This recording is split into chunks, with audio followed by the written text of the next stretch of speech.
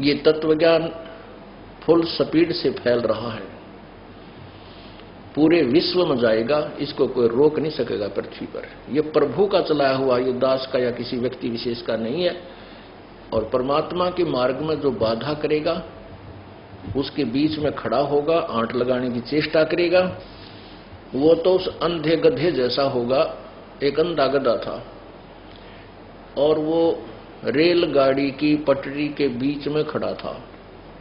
रेलगाड़ी आ रही थी, अब उसने देखा गड़गड़ गड़गड़ करती हुई कोई वस्तु आ रही है। अब गधे ने सोचा कि तुझे छेड़छाड़ करेगा, इसका पहले लात मार दूं।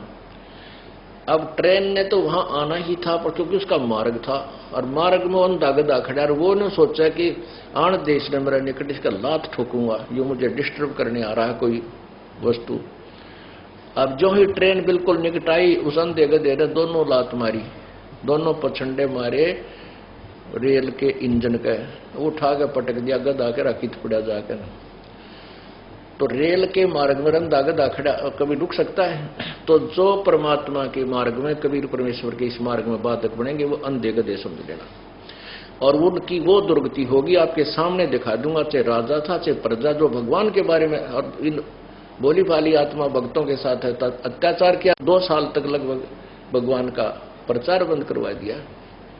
इनके वो दुर्गति होगी, ये समाज देखेगा और याद करेगा। दास बद्दुआ नहीं दे रहा, लेकिन उनके किए हुए कर्मों का प्रतिफल बता रहा हूं, ये होगा।